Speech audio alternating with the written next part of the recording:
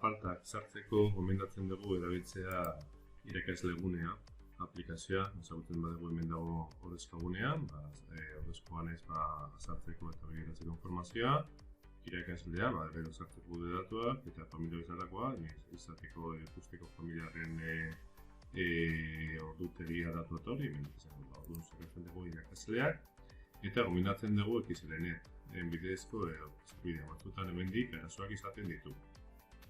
Sakratzen dugu eta dakigunez da hemen jartzea erabiltzea kodea da gure izenaren lehenengo letra eta 7 abizenatik eta gero Eusko Jaurlaritzak eman digun kodea. Hori komeni da hori ezkutuan izatea eta ez pasatzea inori. Hemen zatu gintzateke, onartu, ez bada.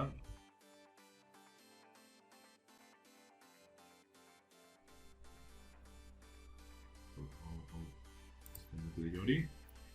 Eta modu simple batean sartzen ditut eta ikusten ditut hemen datu ezberdin. Erregistratzeko asistentzia falta modu simple batean egiten da. Utzegiteak erregistratu, begiratzen dut data, adibidez atzokoa. Hemen begiratzen ditut desplegatuko dira ikasleak. Eta horren arabera nik zekatzen dut ze ikaslari jarriko dira falta. Kasu honetan markatuta dago, baina oso importantea da gordetzea. Hori erregistratzeko falta.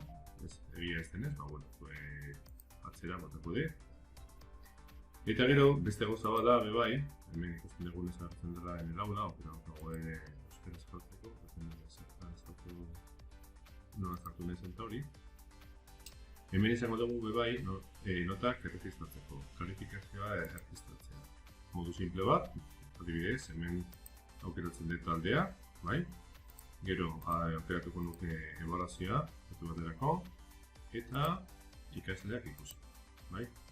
Kasu honetan, jarriko nuke 7. Edo jarri diot, 7, eta banoa nota jartzen. Grabatzeko, beti bezala, hemen bilatzen dut, gorde, eta modu erraz batean izango ditut, ikasle guztien datuak eta hori erregistratu. Besterik gabe, ondo izan eta aurrengora.